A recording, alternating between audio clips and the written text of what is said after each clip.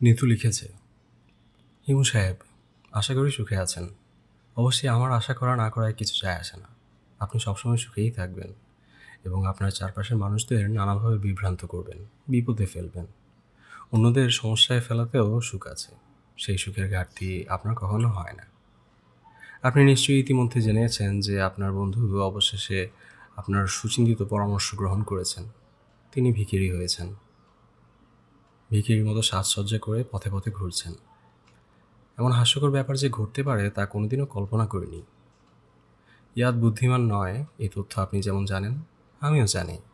কিন্তু ও যে কতটা বোকা তা আপনি চোখে আঙ্গুল দিয়ে আমাকে দেখাবেন। ইয়াদের আত্মীয় স্বজনদের আমি বলেছি ব্যাপারটা আর কিছুই না, ইয়াদের এক ধরনের খেলা। ওরা ব্যাপারটা সেভাবেই নিয়েছে এবং বেশ মজাও পাচ্ছে। কিন্তু আমি তো জানি ব্যাপারটা খেলা হলেও আপনার জন্যে খেলা, ইয়াদের জন্য নয়। আপনি যে খেলা খেলছেন তা হলো ডেঞ্জারাস গেম। আশা করি আপনি জানেন খেলা কোথায় শেষ করতে হয়। আমি দুজন লোক ইয়াদের পেছনে লাগিয়ে রেখেছি। ওরা সবসময় তার দিকে লক্ষ্য রাখছে। আমার ধারণা ছিল দুদিন পার হবার আগেই ওর মোহ ভঙ্গ হবে এবং সে বাড়িতে ফিরে আসবে। আমাকে জোর খাটিয়ে কিছু করতে হবে না। কিন্তু সে বাসায় ফিরছে না। আপনি এই চিঠি পাওয়া মাত্র এমন ব্যবস্থা করবেন যেন সে বাড়িতে ফিরে আসে। আমি একটি ব্যাপার খুব পরিষ্কার করে আপনাকে জানাতে চাই। তা হলো, ও বোকা হোক যাই হোক, ওকে আমি অসম্ভব ভালোবাসি। ভালোবাসা মাপার যন্ত্র বের হয়নি। বের হলে আমার ভালোবাসার পরিমাণ আপনাকে মেপে দেখাতাম। ওর কোনো রকম ক্ষতি আমি সহ্য করব না। কাউকে সে ক্ষতি করতেও দেব না। ও কোথায় দিনরাত্রি যাপন করে তা আমাদের ম্যানেজার সাহেব জানেন। উনিই আপনাকে সেখানে নিয়ে যাবেন। ওর মাথা থেকে ভূত সরিয়ে আপনি ওকে আমার কাছে ফিরিয়ে দেবেন এবং আর কোনোদিনও ওর সঙ্গে যোগাযোগ রাখবেন না। আপনার জন্য এই কাজ কঠিন নয়, বেশ সহজ। এই সহজ কাজের জন্য আমি অনেক বড় মূল্য দিতে প্রস্তুত আছি। Tell me your price. আরও কিছু কথা বলার ছিল, ক্লান্ত বোধ করছি। আমি চিঠি শেষ করে ডাকলাম, ম্যানেজার সাহেব। ভদ্রলোক তৎক্ষণাৎ সাড়া দিল, জি স্যার। আপনাকে কি চিঠির জবাব নিয়ে যেতে বলেছে? জি। বল পয়েন্ট এনেছেন? জি। কত নিয়েছে? 4 টাকা চেয়েছিল, আপনি 10 টাকা দিতে বলেছেন, দিয়েছি। নিতে চাচ্ছিল না, আপনার কথা বলে জোর করে দিয়ে এসেছি। ভালো করেছেন। আপনি কি এই চিঠির জবাব দেবেন? না, তবে আপনাকে নিয়ে ইয়াদের খোঁজে যাব। চলুন যাওয়া যাক। এখন গেলে ওনাকে পাওয়া যাবে না। ওনার একটা ঘুমাবার জায়গা আছে, রাত 11টার দিকে সেখানে ফেরেন। তাকে কি এখন ভিখিরির মতো লাগে? জি লাগে। ভিক্ষা শুরু করেছে? জি না। চলছে কিভাবে? তা ঠিক জানি না। কিছু টাকা পয়সা নিয়ে বের হয়েছিলেন বলে মনে হয়। খাওয়া দাওয়া করছে? প্রথম দিন কিছু খাননি, রাতে একটা পাউরুটি খেয়েছেন। তারপর? আমি শুধু প্রথম দিনের খবরই জানি। ওর দিকে লক্ষ্য রাখার জন্য লোক রাখা আছে না? জি আছে। ম্যানেজার সাহেব, আপনি নিজে কি খাওয়া দাওয়া করেছেন, না দুপুর থেকে এখানেই বসে আছেন? খাইনি কিছু। যান খেয়ে আসুন। জি না। না কেন? ম্যানেজার জবাব দিল না। আমি বললাম, নিতু কি বলে দিয়েছে আমাকে এক মুহূর্তের জন্য চোখের আড়াল না করতে? জি। তাহলে চলুন, আমার সঙ্গেই চলুন, আপনাকে খাইয়ে আনি। লাগবে না, আসুন যাই। স্যার, আমি কিছু খাবো না। রাত 11টায় ইয়াদের সন্ধানে বেরোলাম। ইয়াদ থাকে মিরপুর 10 নম্বরে সিএনবি গুদামে। গুদামের ভেতর গাদাগাদি করে রাখা রাস্তার কালভার্টের সিরামিক স্ল্যাব। দেখতে বিশাল আকৃতির সিলিন্ডারের মতো। তার একটিতে ইয়াদের সংসার। বাইরে থেকে ইয়াদ বলে ডাকতেই সে খুশি খুশি গলায় বলল, চলে আয়। মাথা নিচু করে ঢুকবি? দাঁড়া 1 সেকেন্ড, বাতি চালাই। সে কুপি জ্বালালো। আমি ঢুকলাম। ভক করে খানিকটা পচা দুর্গন্ধ নাকে ঢুকলো। গন্ধে নাড়ি ভুড়ি উল্টে আসছে রে ইয়াদ। প্রথম খানিকক্ষণ গন্ধ পাবি, তারপর পাবি না। মাথা নিচু করে ঢোক। সিলিন্ডার স্ল্যাবের এক মাথা পলিথিন দিয়ে মোড়ানো, অন্য মাথায় চটের পর্দা। নিচে পুরোনো একটা কম্বল লম্বালম্বি বিছানো। কম্বলের উপর ইয়াদ হাসি মুখে বসে আছে। তুই আসবি জানতাম, ইচ্ছা করেই তোকে খবর দিইনি। তুই হচ্ছিস গ্রে হাউন্ড টাইপ, গন্ধ শুকে শুকে চলে আসবি। আমার সংসার কেমন দেখছিস? মন্দ না। মন্দ না মানে? এক্সেলেন্ট। শীত টের পাচ্ছিস? না। পূব পশ্চিমের মুখ করা, উত্তরি বাতাস ভেতরে ঢোকার কোনো উপায় নেই। মশা লাগছে? না। এক মুখ পলিথিন দিয়ে ঢাকা, অন্য মুখে চটের পর্দা। মশা ঢোকার কোনো উপায় নেই। এরকম আরামের জায়গায় খোঁজ পেলি কোথায়? এর চেয়েও আরামের জায়গা আছে? ভাড়া বেশি। আমি বিস্মিত হয়ে বললাম, ভাড়া দিতে হয়? অবশ্যই দিতে হয়। এর ভাড়া কত? 2 টাকা। মাসে 2 টাকা? ইয়াদ বিরক্ত হয়ে বলল, তুই কি পাগল টাগল হয়ে গেলি? শায়েস্তা খার আমল ভেবেছিস? পার নাইট 2 টাকা। শীতকালে চার্জ বেশি, গরমকালে পার নাইট 1 টাকা। মাস চুক্তির কোনো ব্যাপার নেই। ভাড়া নেয় কে? সর্দার আছে, সর্দার নেয়। সিএনবির দারোয়ান নেয়, পুলিশ নেয়, অনেক ভাগাভাগি, পুরোপুরি জানি না। 2 টাকা ভাড়া দিয়ে কেউ থাকে? অবশ্যই থাকে, কোনোটা খালি নেই। তাছাড়া অনেক স্পেস, কোনোটায় পুরো ফ্যামিলি আটে। চা খাবি? তোর এখানে কি চা বানানোর ব্যবস্থাও আছে? আরে না, তবে কাছে পিঠেই আছে, ডাক দিলেই চলে আসবে। চা, সিগারেট, পান। সুখী আছিস মনে হয়? অবশ্যই সুখী আছি। কোনো রকম চিন্তাভাবনা নেই, কে কী বললো তা নিয়ে মাথা ব্যথা নেই। কি আরামের ঘুম যে হয় তুই বিশ্বাস করতে পারবি না। আমার কি মনে হয় জানিস, আরামের ঘুম কী জিনিস এটা জানার জন্যেই আমাদের সবার কিছুদিনের জন্য হলেও ভিখিরি হওয়া উচিত। তার উপর ভিখিরিদের মধ্যে কমিউনিটি ফিলিং যা আছে তারও তুলনা নেই। বাইরে থেকে আমাদের মনে হয় এক ভিখিরি অন্য ভিখিরিকে দেখতে পারে না। এটা খুবই ভুল কথা। সবাই সবার খোঁজ রাখে। ধর, সিগারেট খা। সিগারেট ধরেছিস? ধরেছি। হাইকোর্ট মাজারের কাছে একটাতে গাঁজা খেয়েছি। দুটান দিয়ে মাথা ঘুরে পড়ে গেলাম। উঠলাম সকালে। ইয়াদ গা দুলিয়ে হাসতে লাগলো। আমি বললাম, নিচুর কথা মনে হয় না? ইয়াদ কিছুক্ষণ চুপ করে থেকে বলল, না। একেবারেই না? হুম, তুই বলাই মনে পড়লো। ও কেমন আছে জানতে চাস না? ভালো আছে তো বটে, খারাপ থাকবে কেন? তোর আসল কাজ কেমন এগুচ্ছে? এগুচ্ছে না, অবশ্যই আমি নিজেই গা করছি না। তারা তো কিছু নেই, হোক ধীরে সুস্থে। আগে ওদের মেন স্ট্রিমের সঙ্গে মিশে নিই, তারপর। ওদের মেন স্ট্রিমের সঙ্গে এখনও মিশতে পারিসনি? হুম, ওরা খুব চালাক বুঝলি হিমু। চট করে ধরে ফেলে যে আমি ওদের একজন না, বাইরের কেউ। কিছুই বলে না? না, কিচ্ছু বলে না, চুপ করে থাকে। তবে আমার মতো অনেকেই আছে। বলিস কি?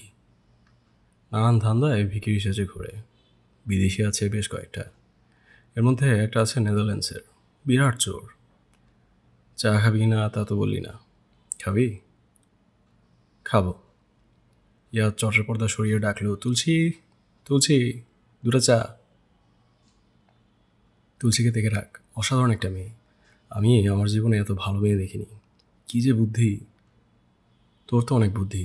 তোকেও সে এক হাটে কিনে অন্য হাটে বেঁচে ফেললে তুই টেরও পাবি না। তুলসীর বয়স কত? 7-8 হবে, বেশি না। ও কি ভিক্ষা করে? গাবতলী বাস স্ট্যান্ডে চা বিক্রি করে। তুলসীর বাবা আর সে দুজনের ব্যবসা, ভালো রোজগার। তুলসী চা নিয়ে ঢুকলো। মেয়েটার গায়ে সুন্দর গরম সোয়েটার, মাথার চুল লাল, স্বর্ণকেশী বালিকা। ইয়াদ বলল, তুলসী হলো আমার খুবই ক্লোজ ফ্রেন্ড। তুলসী আর চোখে আমাকে দেখলো, কিছু বলল না। ইয়াদ বলল, চায়ের কাপ থাক, পরে নিয়ে যাবি। হিমু, তুলসীকে কেমন দেখলি? ভালো, মারাত্মক বুদ্ধি। কী করে বুঝলাম জানিস? তুলসী আমাকে বলল, দুজন লোক আমার উপর নজর রাখছে। আমি কিচ্ছু বুঝিনি। দুজন তাহলে তোর উপর নজর রাখছে? হুম, নিতুর কাণ্ড। আমাকে সারাক্ষণ চোখে চোখে রাখা হলো ওর অভ্যেস। কোনোদিন দেখবো টুটি ফুটিকে নিয়ে উপস্থিত হয়েছে। উপস্থিত হলে কি করবি? ইয়াদ গম্ভীর গলায় বলল, সত্যি সত্যি উপস্থিত যদি হয় তাহলে বলবো আমার সঙ্গে থেকে যাও নিতু। কি মনে হয় তোর, নিতু থাকবে? কিছু বলা যায় না, থাকতেও পারে। এখানে থাকাটা কিন্তু আরামদায়ক। একটা থেকে যা, তুই নিজেই টের পাবি। থাকবি? হুম, আমার দম বন্ধ হয়ে আসছে। কুপির ধোঁয়ায় দম বন্ধ হচ্ছে। কুপি নিভিয়ে দিলেই দেখবি আরাম। ইয়াদ ফু দিয়ে কুপি নিভিয়ে দিল। চারিদিকে ঘন অন্ধকার। এমন অন্ধকার আমি আমার জীবনে দেখিনি। হিমু, হুম, ভিখিরিদের সঙ্গে আমার 1-2 দিন থাকলে হবে না, অনেক দিন থাকতে হবে। এখনও ঠিকমতো ডাটা কালেক্ট করা শুরু করিনি। তবু অদ্ভুত অদ্ভুত তথ্য পাচ্ছি। একটা তোকে বলি, আমার ধারণা মাসের 1-2 তারিখের দিকে ভিখিরিরা বেশি ভিক্ষা পায়। লোকজনের হাতে বেতনের টাকা থাকে, তারা ভিক্ষা বেশি দেয়। ব্যাপারটা মোটেই তা না। সবচেয়ে বেশি ভিক্ষা পায় মাসের শেষ সপ্তাহে। ইন্টারেস্টিং না? ইন্টারেস্টিং। রিসার্চের অনেক কিছু আছে। যারা ভিক্ষা দিচ্ছে তাদের নিয়েও রিসার্চ হওয়া দরকার। এদিকে কোনো কাজই হয়নি। ভিক্ষুকদের মধ্যে শ্রেণীভেদ আছে, এটা জানিস? জানি না, তবে আন্দাজ করতে পারি। নাস্তিকতা যে ভিখিরিদের মধ্যে সবচেয়ে বেশি, এটা জানিস? আজ করতে পারি। ফ্যামিলি স্ট্রাকচার ওদের ভেঙে পড়েছে। স্বামী স্ত্রী একসঙ্গে থাকে, আবার স্ত্রী অন্য কারোর সঙ্গেও কিছুদিন থেকে স্বামীর কাছে ফিরে আসে। স্বামীর বেলাতেও এটা সত্যি। এরা সম্পূর্ণ নতুন ধরনের এক সমাজ তৈরি করেছে। সেই সমাজের আইনকানুন আলাদা। এরা যাযাবরদের মতো হয়ে যাচ্ছে। কোথাও এক নাগাড়ে 3 রাতের বেশি থাকবে না, ঘুরে ঘুরে বেড়াবে। তোর কাছে ইন্টারেস্টিং লাগছে? লাগছে। ভিখিরিদের রোজগার সম্পর্কে আগে যে সমীক্ষা করেছিলাম সেটা পুরোপুরি ভুল। ভিখিরিদের মধ্যে নতুন মা যারা, অর্থাৎ যাদের বাচ্চার বয়স 1 মাস 2 মাস, তারা খুব ভালো রোজগার করতে পারে। তবে এইসব ক্ষেত্রে নতুন মার শরীর দুর্বল বলে বের হতে পারে না। বাচ্চাটা ভাড়া খাটে, 40 থেকে 50 টাকা দৈনিক ভাড়া। এত সব তথ্য পাচ্ছি যে তুই কল্পনাও করতে পারবি না।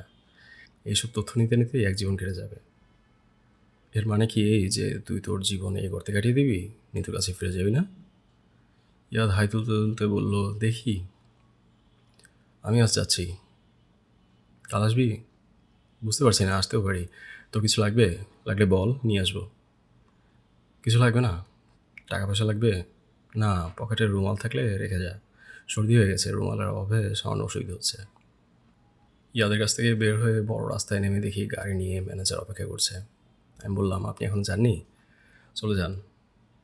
আপনাকে পৌঁছে দিয়ে যাই স্যার। আমি হেঁটে বাড়ি ফিরবো, পৌঁছে দিতে হবে না।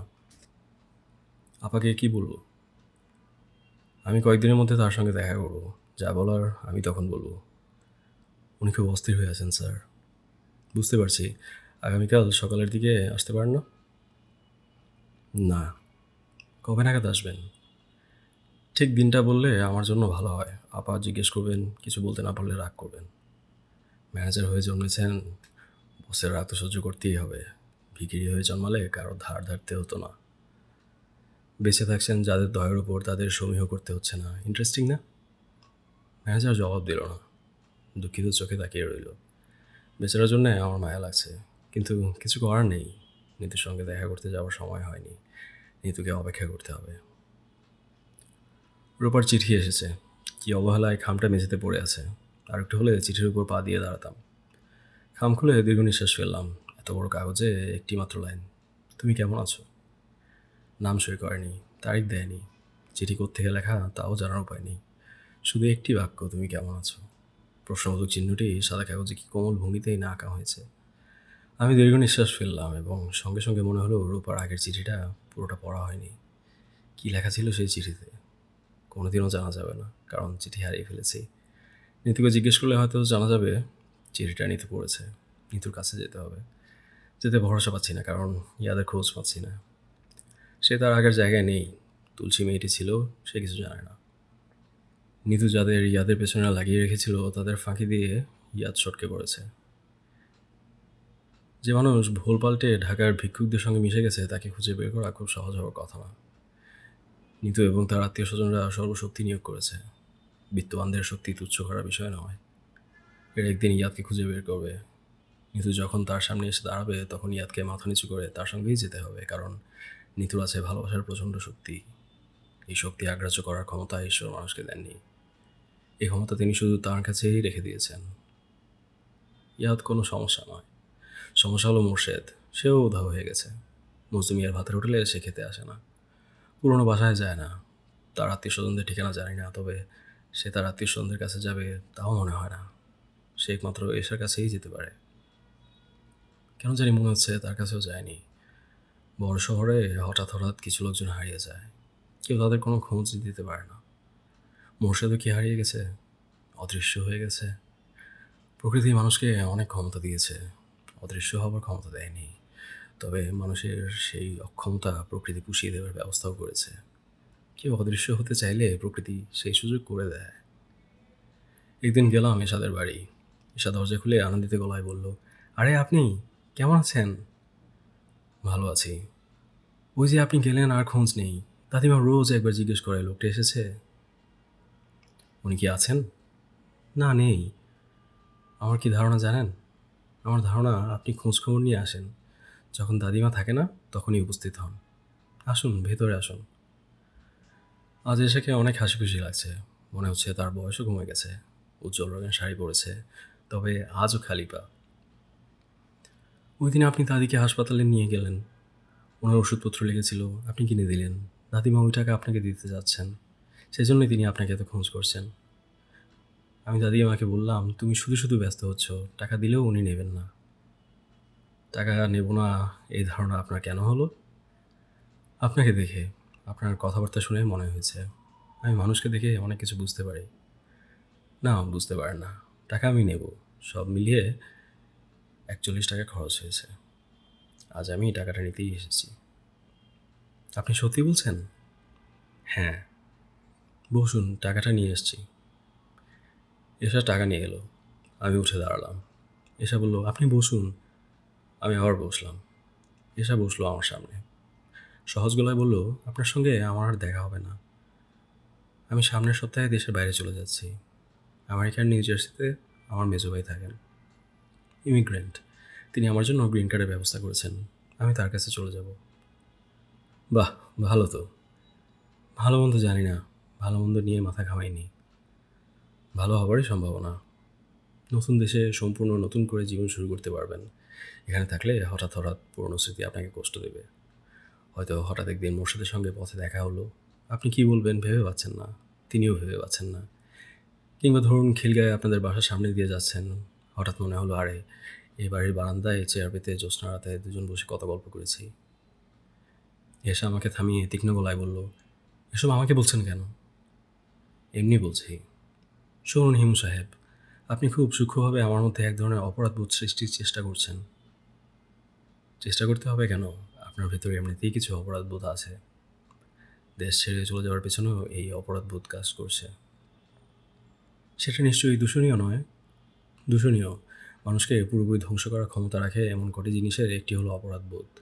আপনি এই অপরাধবোধ ঝেড়ে ফেলুন। কীভাবে ঝেড়ে ফেলব? দেশ ছেড়ে যাওয়ার আগে মোর্শেদ সাহেবের সঙ্গে একটা সহজ সম্পর্ক তৈরি করুন।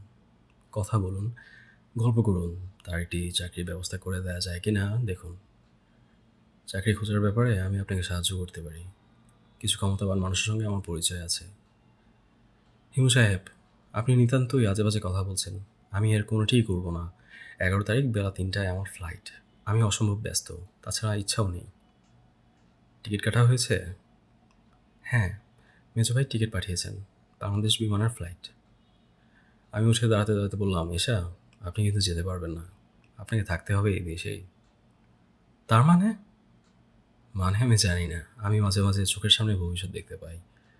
আমি স্পষ্ট দেখছি আপনি মোর্শেদ সাহেবের হাত ধরে বিরাট একটা আম গাছের নিচে দাঁড়িয়ে আছেন। আপনি কি আমাকে ভয় দেখানোর চেষ্টা করছেন? ভয় দেখাচ্ছি না। কি ঘটবে তা আগেভাগে বলে দিচ্ছি। প্লিজ আপনি এখন যান। আপনার সঙ্গে আমার কথা বলাই ভুল হয়েছে। শুনুন হিমু সাহেব, ১১ তারিখ বেলা ৩টায় আমার ফ্লাইট। আপনার কোনো ক্ষমতা নেই আমাকে আটকানোর। প্লিজ এখন যান। আর কখনো এখানে এসে আমাকে বিরক্ত করবেন না। আমাকে ২টা টেলিফোন করতে হবে। রিকশা নিয়ে তরঙ্গিনী স্টোরে উপস্থিত হলাম। নতুন ছেলেটা কঠিন চোখে তাকাচ্ছে। আমি বললাম, "বল পয়েন্ট কিনতে এসেছি। এ নিন ৳১০।"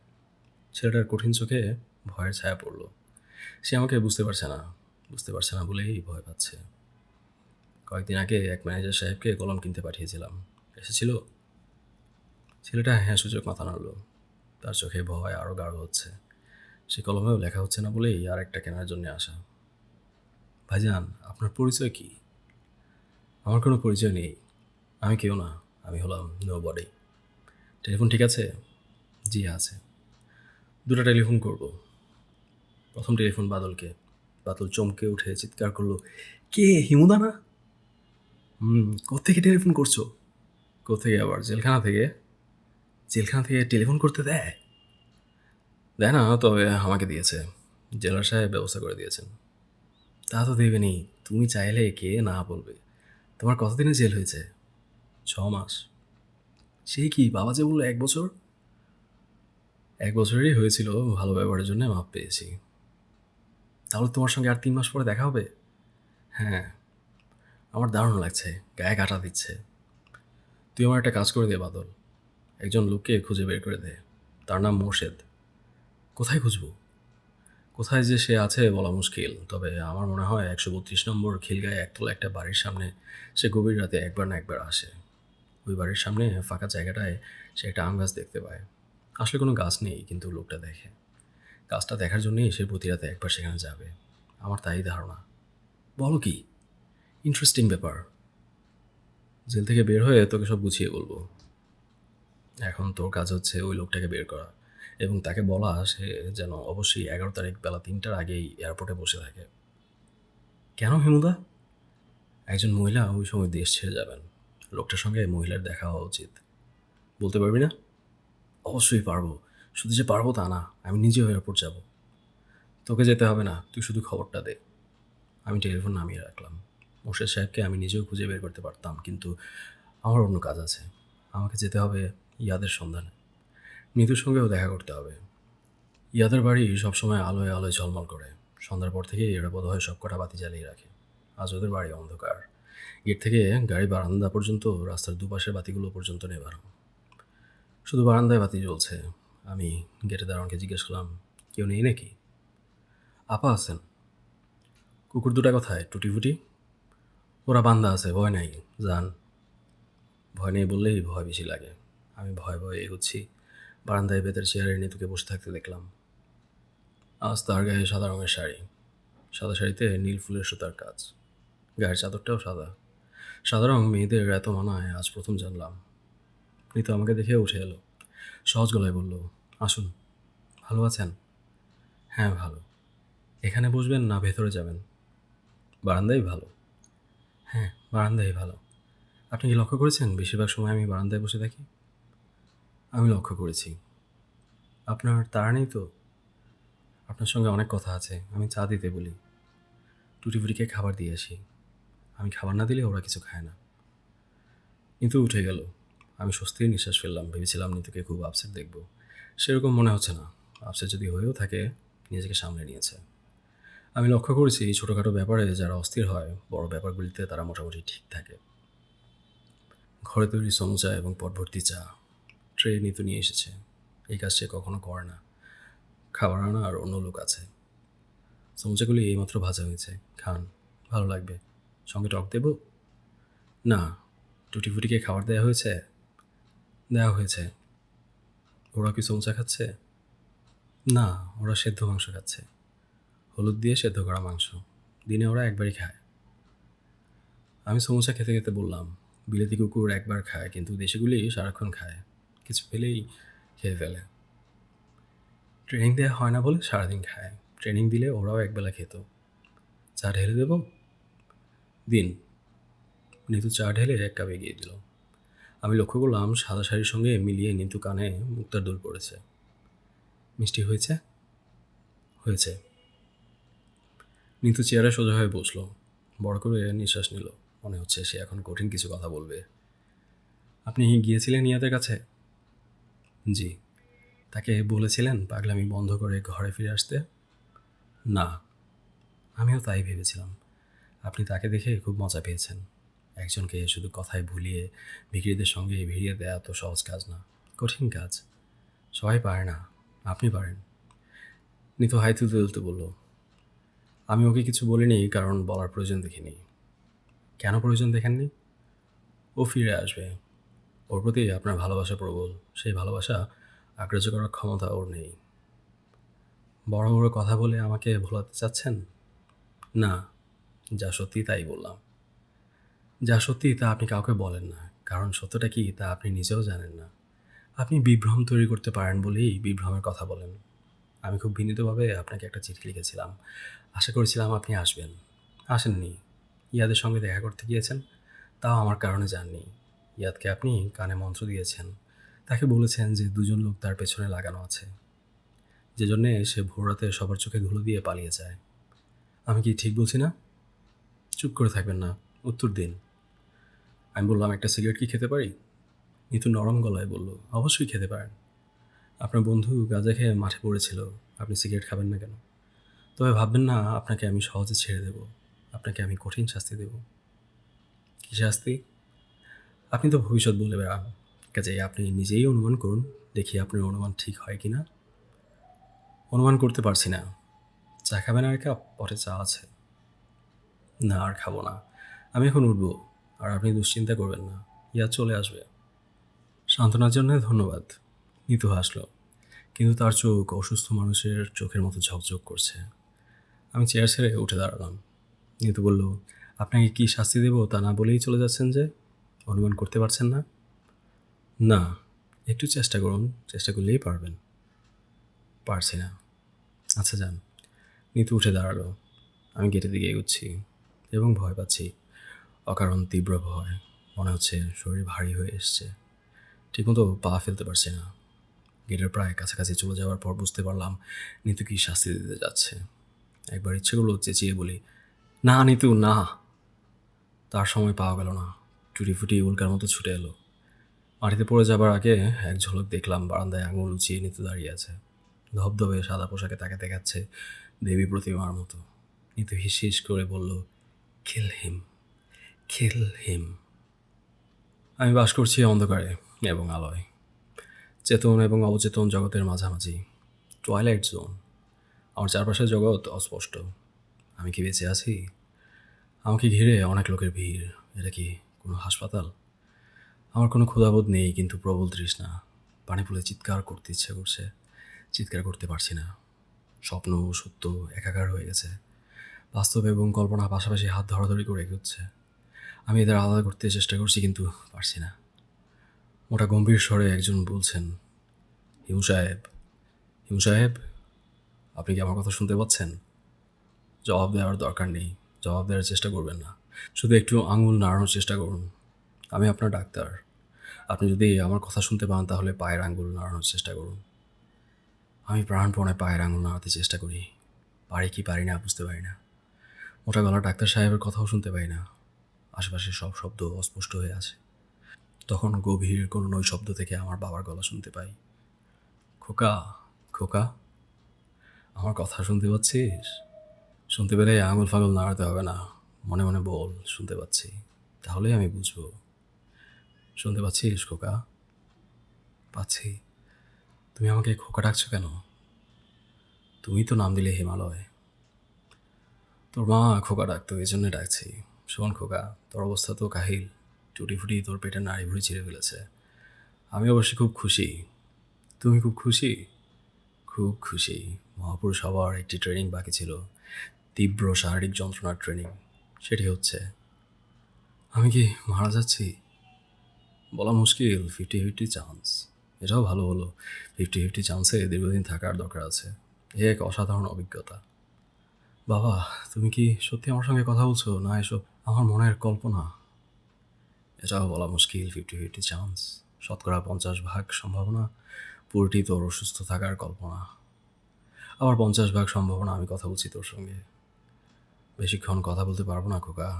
ওরা তোকে মরফিন দিচ্ছে, তুই এখন ঘুমিয়ে পড়বি। আজ কি বার বাবা? কত তারিখ?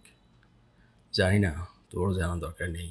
আমি এবং তুই, আমরা দুজনেই এখন বাস করছি সময়হীন জগতে। এই জগৎটা অদ্ভুত খোকা, ভারী অদ্ভুত। এই জগতে সময় বলে কিছু নেই। আলো নেই, অন্ধকার নেই, কিছুই নেই। আমার তারিখ জানার খুব দরকার। 11 তারিখে এসা চলে যাবে। মুর্শিদ সাহেবের এয়ারপোর্টে যাওয়ার কথা। উনি কি গেছেন? এসে কি তার সঙ্গে ফিরে এসেছে? তুই কি চাস সে ফিরে আসুক? চাই। তাহলে ফিরে এসেছে। সময়হীন জগতের মজা হচ্ছে এই জগতের বাসিন্দারা যা চায় তাই হয়। সমস্যা হচ্ছে এই জগতের কেউ কিছু চায় না। হিমু সাহেব, হিমু সাহেব, আমি আপনার ডাক্তার। আপনি কি আমার কথা শুনতে পাচ্ছেন? শুনতে পেলে পায়ের আঙুল নাড়ান। Good, very good. দেখি এবার হাতের আঙুল নাড়ান। আপনি পারবেন, আপনি অবশ্যই পারবেন। ভেঙে পড়লে চলবে না। আপনাকে মনে জোর রাখতে হবে, সাহস রাখতে হবে। একসময় আমার গান ফেরে। ডাক্তার চোখের বাঁধন খুলে দেন। আমি অবাক হয়ে চারপাশে অসহ্য সুন্দর পৃথিবীকে দেখি। ফিনাইলের গন্ধ ভরা হাসপাতালের ঘরটাকে ইন্দ্রপুরীর মতো লাগে। মায়াময় একটি মুখ এগিয়ে আসে আমার দিকে। ছোট মামা, আমাকে চিনতে পেরেছেন? আমি মোর্শেদ। চিনতে পারছেন? পারছি। এশা কোথায়? ও বারান্দায় আছে। ভেতরে আসতে লজ্জা পাচ্ছে। ওকে কি ডাকবো? না, ডাকার দরকার নেই। আপনি কথা বলবেন না ছোট মামা। আপনার কথা বলা নিষেধ। আমি কথা বলি না। চোখ বন্ধ করে ফেলি। আবারও তলিয়ে যাই গভীর ঘুমে। ঘুমের ভেতরেই একটা বিশাল আম গাছ দেখতে পাই। সে গাছের পাতায় ফোঁটা ফোঁটা জ্যোৎস্না বৃষ্টির মতো ঝরে পড়ছে। হাত ধরাধরি করে দুজন হাঁটছে গাছের নিচে। মানব ও মানবী, কারা এরা? কি ওদের পরিচয়? দুজনকেই খুব পরিচিত মনে হয়। কোথায় যেন দেখেছি, আবার মনে হয় না তো, এদের তো কখনো দেখিনি। অনেক দূর থেকে চাপা হাসির শব্দ ভেসে আসে। আমি চমকে উঠে বলি, কে আপনি? কে? ভারী গম্ভীর গলায় উত্তর আসে, আমি কেউ না, আই অ্যাম নো বডি।